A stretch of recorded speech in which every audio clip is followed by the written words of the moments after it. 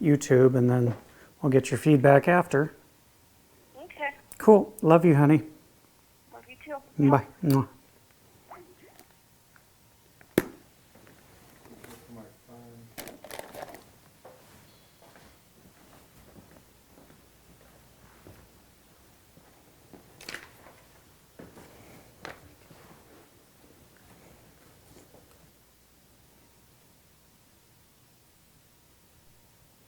I love how you have the chat one up above the other. That's fantastic.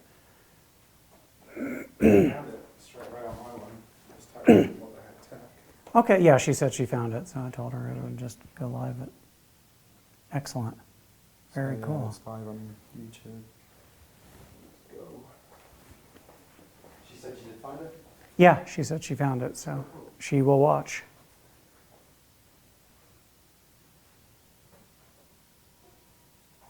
Okay, I got 4 minutes. Okay.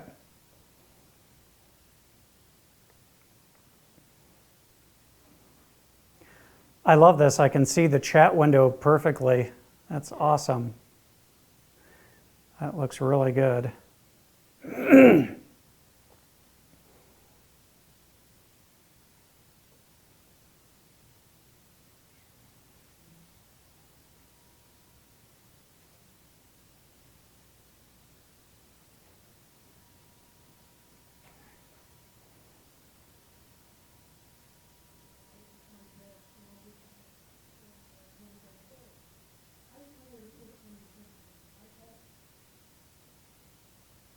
Do I hear Frank? Yeah. I miss doing that.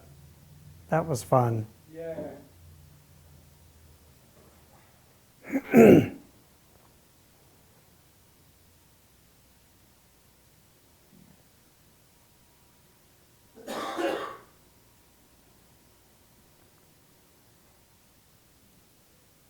mic's on, correct? Yep, it's on.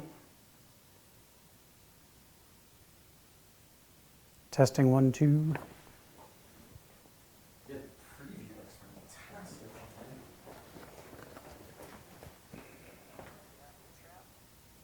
That's fantastic. Wow. Does it take it back? Whatever. It's really That's good. really good. Yeah, that's clear, clear. That looks awesome.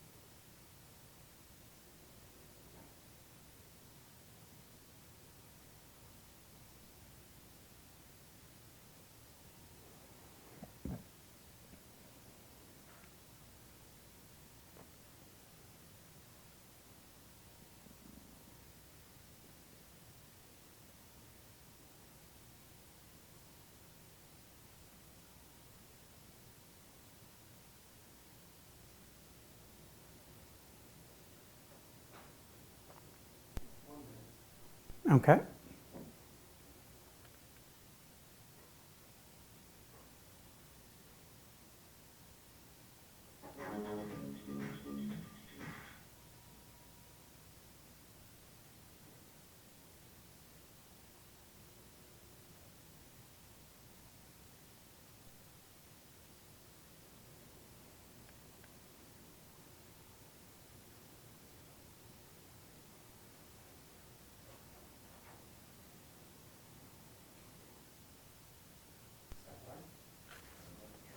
Okay.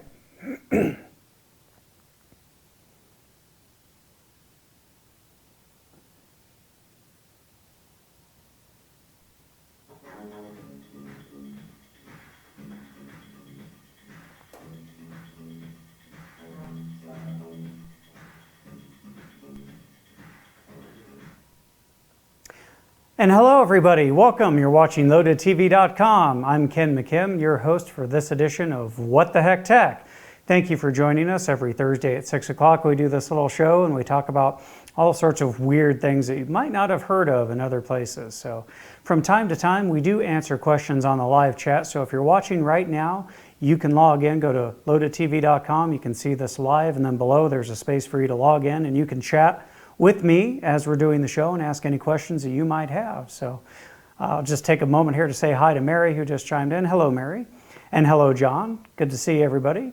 So let's go ahead and get started straight away. I've got a lot to cover this evening. So the first thing I want to talk about is streaming media. Now, those of you who have been following streamers, you know that Chromecast came out just a few months ago, and everyone was going, ooh, because it was like $35, really inexpensive. But it's fairly limited in the type of media that it can stream to your TV. So Roku, who is a huge name in the streaming box business, have now come out with their answer to Google's Chromecast. And it's this little stick, and it's called the Roku stick. Take a look, we've got some pictures for you. And it's tiny. It looks just like a USB jump drive, and it's not much bigger than that. Now, this thing is only $50. It includes a remote, and the remote is radio frequency tech, or RF, and not infrared. Why does that matter? That matters because you can use the remote and make it work without having to point it directly at a sensor, which is good because this thing, in most cases, will plug into the back of your LCD TV. You can use the Roku app that you can download to cast your pics and videos. I'm sure Google hates them using that term. You can show your pics and videos from your mobile device on your TV using this Roku streaming stick. It broadcasts in 1080p quality, so HD.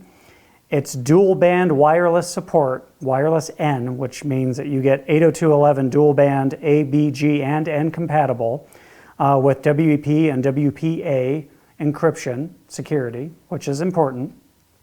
So it all seems really cool. You get the same slew of channels that you would get with one of those regular Roku pucks, as they call them, because they're kind of square-ish, and they look like a puck. The difference, of course, is that this is a wireless connection to your TV. So on the pucks, you can have a hardline Ethernet cable connected directly to your router, which generally improves the internet speed. Of course, a direct connection to your internet router is always faster than a wireless connection. But reviewer after reviewer has found that that didn't make a big difference. The wireless end speeds are more than sufficient to stream movies off your favorite apps like YouTube, Amazon, Netflix, without any lag, without any stuttering. So if you have a reasonable internet speed and you're connecting wirelessly, you shouldn't notice any degradation in quality. It's really good. So it's going to be a game changer, I think, for Roku, because a lot of people don't like the look of the puck and they want something that streams wirelessly. They don't want to have to run an actual physical Cat5 cable into their router. So it's very cool, but for those of you who are buying this to use it with the three most popular apps, which are Amazon, Netflix, and YouTube, opening those particular apps on this streaming stick takes what seems like forever. On one of the regular Roku 3, the newest edition of their larger streaming devices, takes about 10 seconds. On this stick, for whatever reason, we're not even sure why, it can take up to 40 seconds from the time you click on the Netflix app or the Amazon app or the YouTube app before it actually starts doing anything. You just sit there and you look at the loading screen for up to 40 seconds. That could seem like a long time. Now, once you're in the app and you're doing playback of a video, there's no lag, it's fine, but just getting the app to open, it reminds me of the early Blu-ray players and where you would push the on button and you'd wait for the disc to load and it took forever, that kind of thing. But for only $50, that's a very minor complaint. However, if you prefer to have a wired connection and you want things to open quickly and you want to spend the extra $50 for the $99 Roku 3, it's probably worth it. But it's all up to you. It's a really good device and it has a lot more features and program apps available than the Chromecast. It supports a lot more. So there you go. You'll be able to buy these very soon, if not already. I would check on Roku's main website for pricing and details. So I've got a couple of questions here real quick. I just wanted to say answer for you. Richard says, how much did you say? $50. Best place to buy these right now. I don't see that they're in any stores, but you could probably go to Roku's website and order them directly from there. And can you watch Loaded TV on it? Well, you know, all of our stuff eventually gets uploaded to our site and to our YouTube channel. So yes, with the YouTube app, you should be able to watch archived editions of all our shows on there. So there you go. How much are they, please? Yeah, $50. So that's it. So moving on, next story I want to tell you about. MS Office for iPad. Finally here. It took them long enough, right? It's crazy. We've been waiting for this forever. Up till now, we've had to make do with secondhand apps or Apple's own variety on Office, which is like their Pages is the Word equivalent. And while they're great, they're not great for people who are completely invested in the Microsoft universe. They want to be able to create Word docs, Excel spreadsheets, PowerPoint, and be able to share them with people. So we've got a quick video I can roll here while I'm talking about this so you can kind of see what they look like. Now, as we would expect from something designed to work on an iPad, the graphics themselves look amazing. I mean, this looks like it was designed from the ground up to work on iPad. It's really slick looking. It's very slick looking. And the main three are here. You've got your Word, you've got your Excel, you've got your PowerPoint. And connectivity-wise, it's very simple. You just you download the app and you go to work. And you can share things with anybody once you've created them, but you can only share them as read-only unless you have a paid subscription. So you can download this app for free, and you can create documents in it. You can open and edit documents on your own. But if you want to share in a format that other people can edit, it's going to require that you get a yearly subscription to Office 365, which is, of course, Microsoft's answer to Google Docs. It's their cloud-based applications. Again, these look amazing. I don't know if it's too little too late, honestly. So many people have had to find workarounds, third-party apps, to create, edit, and distribute Microsoft-compatible documents for so long. They're really late to the party, and then insisting that people pay in order to share editable versions of these documents with other people. I think Microsoft just did it again. I know it seems like I like to bag on Microsoft, but they keep shooting themselves in the foot. Last year they did it with their Xbox One, where they were originally going to have all this DRM and they're going to make you log on every day in order to play single-player games. I mean, every time they come out with a new app or a new device that should be a game changer, they do something that shoots themselves in the foot. And in this case, I think really what they've done is they've ensured that no one's going to want to use it, because it's about a $50 to $100 a year subscription for Office 365. So, I mean, I'll let you, the viewer, decide if it's worth it to you or not. If you're heavily invested in Microsoft and you need this compatibility, you might be willing to pay that. I myself would never do it, because there are so many free alternatives out there, including Apple's own suite. Well, it's not free, but it's not $100 a year either. It's like $20, $30 for their suite of Microsoft compatible document creation platforms. So there you go. Check it out. And if you do it and you have a good experience with it, please go ahead and email me. I'd like to hear about it.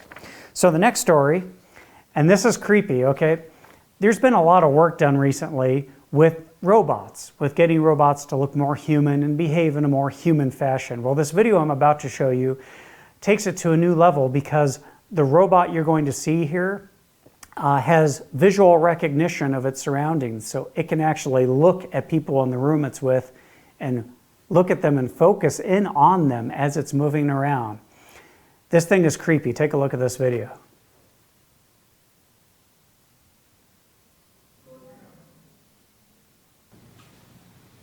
Okay, you see it?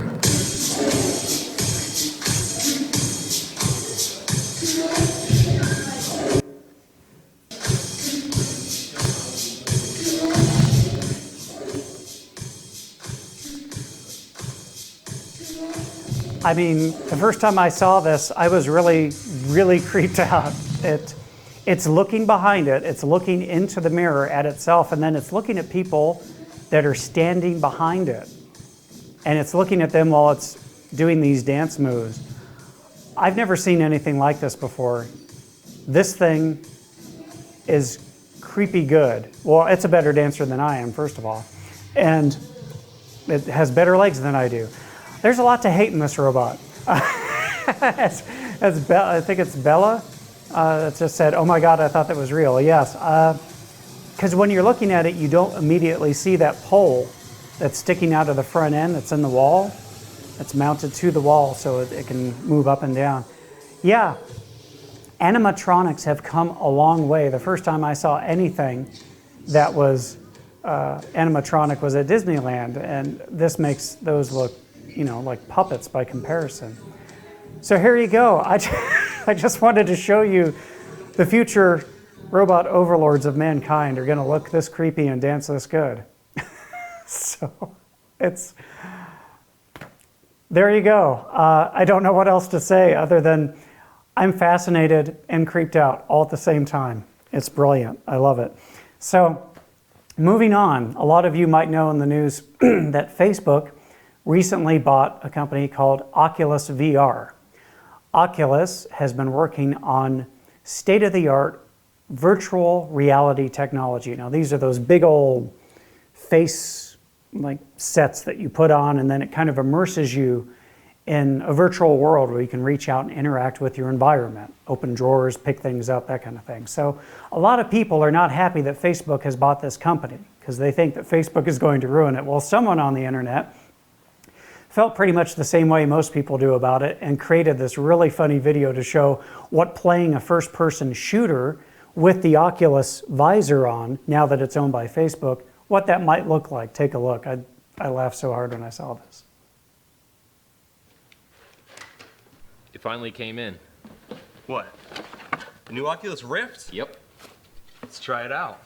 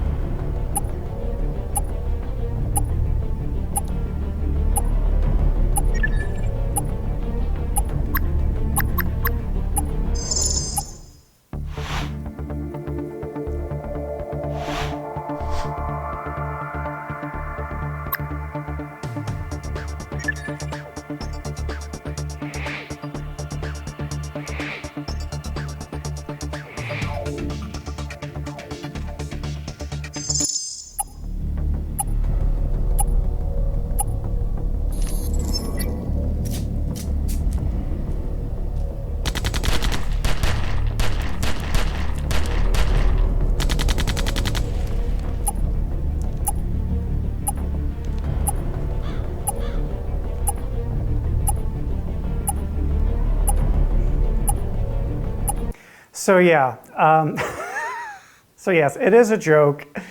It's what a couple people, it's their take on what Facebook would do to ruin the first-person shooter gaming experience when you're in Oculus Rift, with all the ads, with all the options to, well, if you want to slow up your, speed up your respawn times, you should buy farm coins, to Mark Zuckerberg himself teabagging you as he kills you because you were, you can't shoot Mark Zuckerberg, basically. So yeah, that was just, it's a funny take. A lot of people are worried that Facebook is going to ruin this technology. We'll have to see. That's all you can do, wait and see what they do with it. But I thought that was a really fun video. So this last one here, everyone played with Legos when they were growing up as a kid. I did, I'm sure you did too. Loved my Legos, but I never had a Lego toy quite like this one. Take a look at this.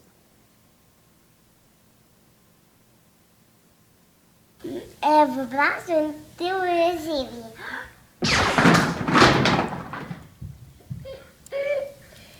It's kind of like a real gun.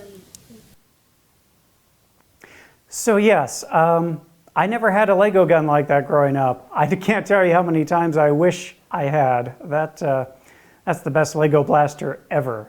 So anyway, I just wanted to share that with you. That was too funny to not bring into the show this week. So real quick, we're going to take a very quick break, and then when we come back, I'm going to talk to you about the importance of backing up your data, the two most popular services for doing so, and why you should not use them. I'll give you my take on all that and more as we come back to What the Heck Tech on LoadedTV.com. Stay tuned. We'll be right back.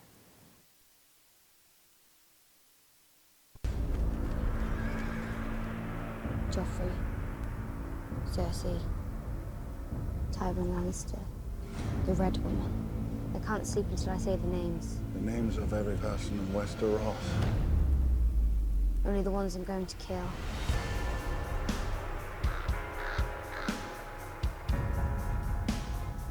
Robb Stark is dead. I lie awake all night, thinking about how they died.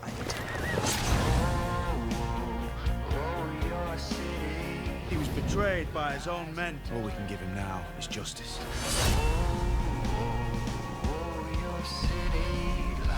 If you want justice, you've come to the wrong place. I will not be the page in someone else's history book. What do we do to those who hurt the ones we love? The day will come when your joy will turn to ashes in your mouth. And you'll know the debt is paid. The Lannisters and the Elder Ones will pay their debts. I will do what queens do. I will rule.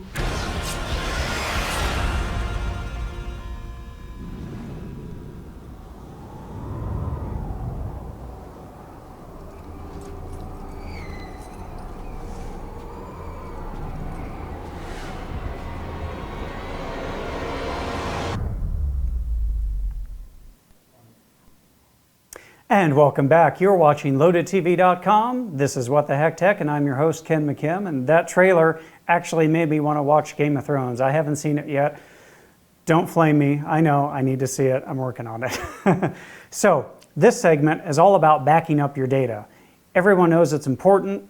There's a lot of services that are available that you can use, both external drives and in the cloud, to help secure your data. So if something happens to your device, you can recover it. Some of the two most popular, Carbonite and Mozy. And they're both okay, but I'm going to tell you right now, if you're serious about backing up your files, I wouldn't use them. And here's why. Both of them will delete whatever you delete. So let's say, for example, you back up all your files with Carbonite and you decide you don't need this turkey pot pie recipe anymore and you delete it from your computer. Within 30 days, Carbonite and Mozy will delete that file from your cloud backup. So you can't really use Carbonite and Mozy to back up perpetually any files that you then later want to get rid of locally. And to me, that's the whole point. You want to keep as much in the cloud as possible and not on your computer or smart device. So my recommendation would be Crash Plan. I've got some images you can take a look at here. Why do I like Crash Plan? A bunch of reasons. The price, not too shabby for a year's membership. And it offers something that I think is very important that most people do not think about when they're backing up their data the first time. And it's called a seed drive. What is that? Well, when you go to back up your data, or you're talking about music files a lot of times, you're talking about videos, okay? Those are all huge files, and if you're trying to back them up, you're uploading them over your home Wi-Fi connection or your home hardline connection. It can take literally days, sometimes even weeks, to do this. So what Crash Plan will do is if you have a large amount of data, say 150 gigabytes to back up, right? They will send you a drive that's encrypted.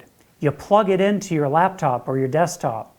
You move all the files over locally onto that drive. It takes maybe 2 hours instead of 7 days, right? Because you're just doing it from your laptop to this drive in your house. You then ship the drive back to them. They will then upload all of your data for the first upload to their servers for you. So you're not sitting there using all of your bandwidth on your home connection to upload everything the first time you do it. Then your backups are in real time from that point. And since you're doing them all the time, incrementally, you're never going to have that huge amount of data that you've got to somehow push up to the cloud from your home connection, because not everyone has a fast home connection. My upload speeds through Charter are supposed to be 4 megabits per second, but they're horrible. Sometimes I'm lucky if I get 1 megabit per second. How much is the program? It all depends on the options you pick. We're talking anywhere from maybe $75 a year on up. And I really believe it's worth it, because in addition to doing the seed drive for you, they will also not delete your files. Okay? So if you have recipe A here on your hard drive at home and you delete it, Mosey and Carbonite will both delete those off their servers after 30 days. CrashPlan won't. That will stay backed up forever. And for me, that's the whole point. So I would go ahead and encourage you, take a look at CrashPlan, do your own research, but I think you'll find that's the better value. So real quick, we're going to do one more commercial break, and then when we come back, we have our What the Heck Tech story for the week. Stay tuned, don't go anywhere. We'll be right back.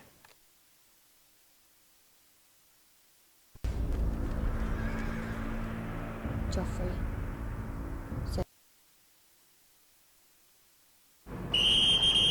Ooh, watching me, hanging by a string this side.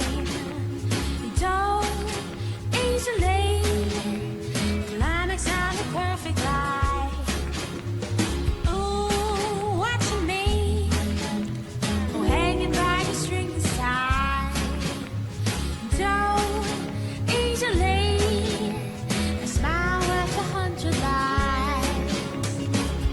If there's lessons to be learned, I'd rather get my jamming words in first. Oh, tell you something that I found, that the world's a better place when it's upside down, boy.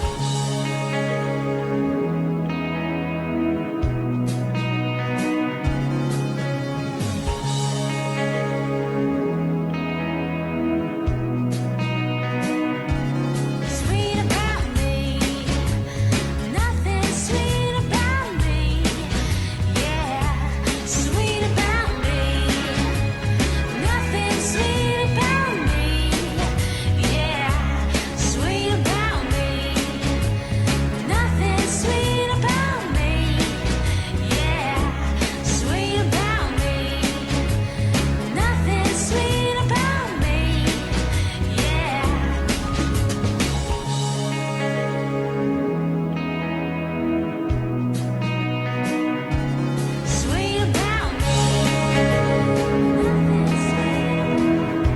Sweet about me, nothing sweet.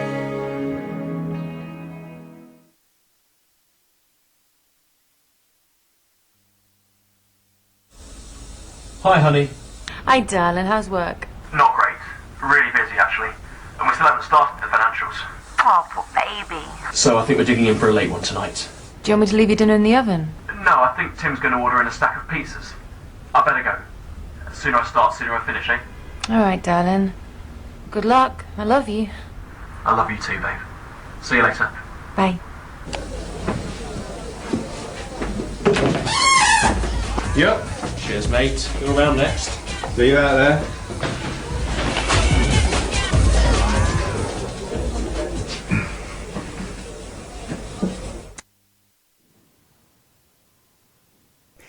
And welcome back. You're watching LoadedTV.com. This is still What the Heck Tech, and I'm still Ken McKim, your host. Just real quick, say hi to everyone who's chatted in. Mary, Turian Plaguerat, Nick, Eric, Sal99, Jerry, Utterbutter. Thank you guys. All of us saw earlier. Thank you so much for watching. Our final story tonight has to do with cochlear implants. And you know I love stories about technology that actually helps people in meaningful ways. And I don't think there's a better example of this than cochlear implants. People who've never heard a sound in their life can, some cases, if they have these implanted in them, can actually hear sounds for the first time, and it's very emotional. I'm going to show you a real quick video of this woman who's hearing for the first time in her life because of this amazing technology. Take a look. Both ears, and it might be a bit overwhelming at first. I'll say the days of the week again. Monday, Tuesday, Wednesday, Thursday, Friday, Saturday, Sunday. How does it sound? Just be careful, you're not going to knock them off. Can you hear my voice coming through both sides? Yeah. Sound very high. Very high. It will sound high-pitched at first.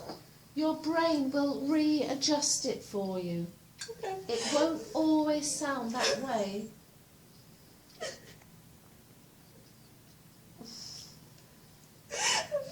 It's all right. It's a big, big, life-changing day today.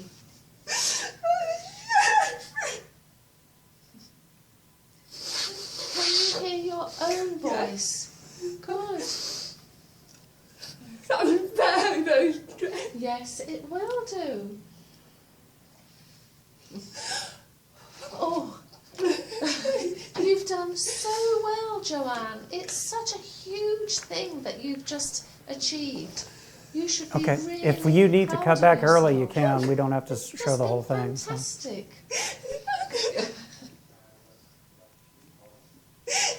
Right. So wow, right? I mean, this is why I love technology. It's that story. It's the things that we can do with science and technology to just give a person a whole new life in a way. She's never heard a sound before, and now she has. And that's because of science, and that's because of medicine, and just not taking no for an answer when we have a problem. This is what we do as people. And I love it. It makes me feel good. It gives me hope. And I like to share those kind of stories with you. So again, real quick, did I know her? No, Olive. No, it's just, this is a video that's going viral. And to me, it's just a perfect example of what we can do when we put our minds to it. So Laura, Paul, Hugh, John, Greg, Olive, Beth, everybody, Utterbutter, thank you guys, Sal99, so much for watching. We will be back here again next week. So tune in, won't you please? It's 6 o'clock every Thursday. And send me your questions, ken@loadedtv.com. And as always, thank you so much for watching. Tell your friends. And until next time, I'm Ken McKim. You take care of each other. We'll see you soon.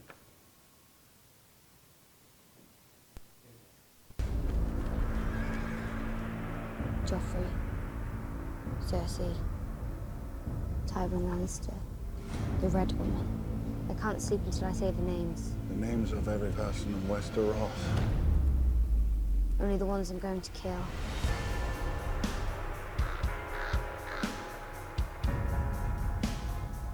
Robb Stark is